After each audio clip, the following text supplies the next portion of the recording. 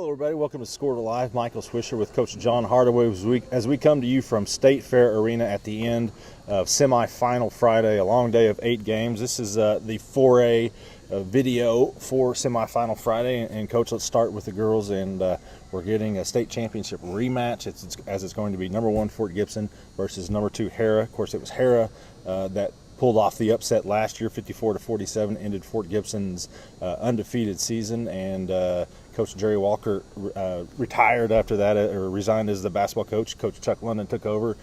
He's got the Lady Tigers right back where they're used to being in the state title game. Yeah, those girls, like I said, tradition-rich program. Both these programs are, and Coach London has won a state championship before at Bristow, been a long-time assistant at Fort Gibson, and so that was probably, I would assume, a very smooth transition, and they're right back where Fort Gibson girls basketball would expect to be every year in March, and that's playing for the state championship. Yeah, Fort Gibson knocked off Elgin 49-43 in a semifinal game. That was over at SNU here on Friday. In the other semifinal game, it was Hara 62, Muldrow 50, as Hara, the defending champs, got back into the title game, trying to repeat and win its 3rd title. Again, this was a game where Muldrow definitely played him close most of the way, and really Taylor Collins, Muldrow's standout sophomore, foul trouble is what hurt them. When she went out is when Hara was able to make its runs, including a big 12-0 run in the second half. Yeah, Collins is definitely a difference maker there for Muldrow, and like I said, without her in the game, that allows a team with Hara with that type of experience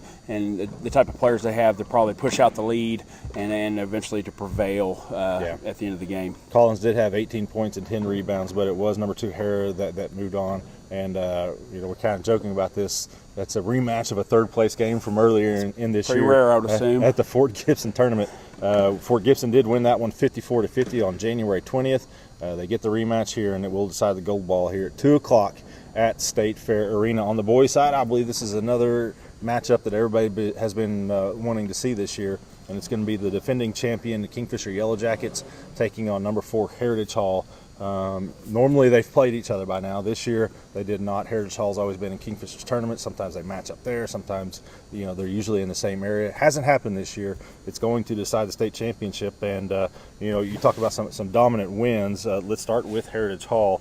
All over Roland, 80-43. We look at the middle 2 quarters there, and 54-20 was the difference in just the middle 2 quarters there, but Heritage Hall just way too much for Roland today. Absolutely, and you nailed it yesterday. You said, Heritage Hall had been severely underranked all year long, and when watching them today for the first time, I was like, oh my gosh, they were so impressive. Alexander is so impressive, and the weapons that Heritage Hall has over the place. They're a very, very talented group. They're at Heritage Hall this year for sure, and like I said, just really dominated Roland from the beginning to the end. So, senior guard John Matthews scored 19 points, had 6 steals, and I believe his 19th point maybe gave him 1,000 for his career. Trey Alexander with 18.7 rebounds, 4 steals, had a monster dunk early in the game on which he was fouled. Then Blake Horrell, 12 points, Michael McLaughlin, 11 points, but just way too many weapons for Heritage Hall. And you look at the points off turnovers, 36 points off of 27 Roland turnovers, as Roland just struggled with that pressure from the start. And you want to talk about, being impressive. Heritage Hall's played 2 state tournament games, points of margin of victory, 34 and 37. So very, very impressive by the Chargers for sure in 2 games. And so they are cruising into the title game. The 3rd time in 4 years that Heritage Hall has made the finals. The only year that they have it in that stretch was last year when Kingfisher beat Heritage Hall in the area consolation semifinals. I believe a double overtime game there that catapulted Kingfisher to the state title, and the Jackets haven't slowed down. They are now 28-0 after today's 69-44 win over Tulsa Webster, and Webster was kind of one of those Cinderella teams that really started playing well, was an area champion. But when the Yellow Jackets shoot the way they did today, it's going to be tough to beat them. Yeah, watching Kingfisher today, you could tell from the start that Kingfisher's experience with the kids they have on the floor, playing here in the fairgrounds again, it really just you could just tell they were very comfortable. They played pretty loose, but like you said, the shooting, the weapons that Kingfisher can put out there to put the ball in the hole, they can handle and knock it down from the 3 points. It's difficult for anybody to try to defend. The Jackets got out to the big halftime lead, I think 33-16. Jet Sternberger made 4 3-pointers in the first half. He ended up finishing the day with 25 points, but the Jackets were 9 of 16 from beyond the arc in the first half. And like I said, when they shoot like that, it's just going to be tough to keep up with them. Jet Sternberger, 25 points. Also had 6 rebounds. Bijan Cortez, 10 points, 5 boards, 5 assists. Trey Green, 15 points, 7 rebounds, 5 assists, 4 steals. He's just kind of that kid who really fills up the stat sheet. Yeah, you know, the assists is tremendous. You're talking about 14 assists for Kingfisher.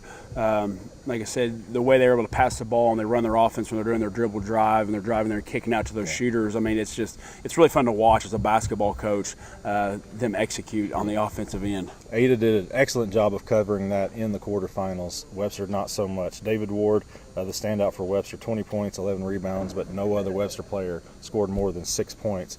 And so that was the difference. And you look at 3-point shooting, 33-9 was the difference in scoring from beyond the arc. And you got to give some credit too to Kingfisher's defense. You know, the man team, and you're watching them play defense, and I'm watching Coach Combs just sit there and scream out every set and player and tendency and all this. So, you know, Kingfisher, yeah, they can shoot it and dribble and all those things, but they do a really good job on the defensive end too. And I thought they did a tremendous job on Webster today in their man D. And you say Coach Combs, that's Chris Combs, the assistant coach, who's the master scouter and definitely the defensive coordinator for the Jackets. So it's going to be number 1 Kingfisher against number 4 Heritage Hall, 5:45 p.m. at State Fair Arena.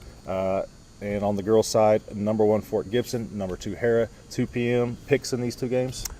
I'm going to have to go with Hera on the back-to-back, just because they won last year. I saw them down there at the Bertha Teague. I think they've got all the parts. I'm going to have to take Hera in the girls' game to repeat, and then I'm going to have to go. Like I said, last year I picked Kingfisher. I'm going to have to go with the county school again, and Kingfisher finishes the season undefeated. Well, they'd be the first team to do that, I believe, since maybe 2011 when Douglas went undefeated 29-0. If Kingfisher can pull that off, they would match that record there. So, again, 5:45 p.m. for the boys, 2 p.m. for the girls. Those are your 4A title games. We hope you can be at State Fair Arena to watch them. If not, be sure to keep up with it all on your Squirrel app, and thank you for joining us here.